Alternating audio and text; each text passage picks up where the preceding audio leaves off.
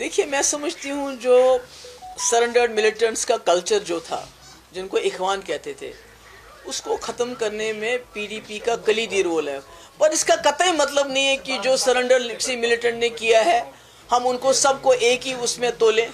वो भी यहाँ के रहने वाले हैं, उनको भी इज्जत से जीने का हक है, उनको भी एहतराम मिलना चाहिए। आफ्टर ऑल उन्हें सरेंडर किया है या रिलीज हो गए, तो क्या वो इंसान नहीं है?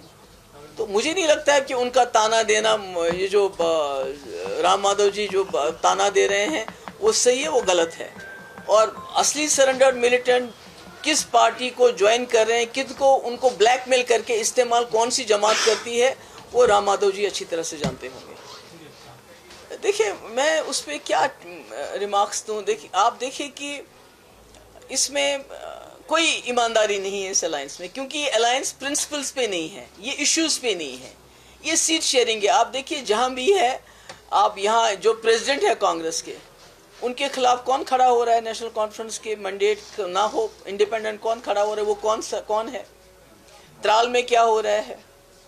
आप जगह जगह देखिए, जहाँ भी नेशनल कॉन्फ्रेंस ने कांग्रेस को सीट छोड़ दी है, वहाँ उनके लोग आज़ाद तरीके से फॉर्म भर रहे हैं और इलेक्शन लड़ रहे हैं, और पूरा उनको पार्टी के कैडर का पूरा सपोर्ट मिल रहा है। तो अब इसको अलायंस को मैं क्या कहूँ? आपको याद होगा कि जब नेशनल कॉन्फ्रेंस के वक्त में शुपियन में एक बहुत बड़ा हादसा हुआ था, और उस हादसे की मतलब कि जो उसमें मुजरिम थे उनको सज़ा देने के बजाय जो लोग उसकी शिकायत जिन लोगों ने की, उन्हीं को जेल में डाला गया।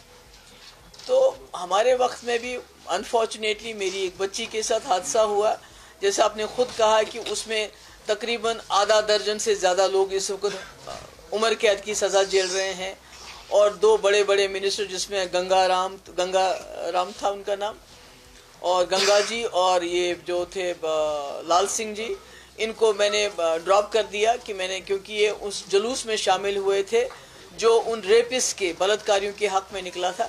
तो ये अपनी अपनी पॉलिसी है, पीडीपी की पॉलिसी अलग है, नेशनल कॉन्फ्रेंस और कांग्रेस की पॉलिसी अलग होगी, तो उसमें मैं क्या कह सकती हूँ।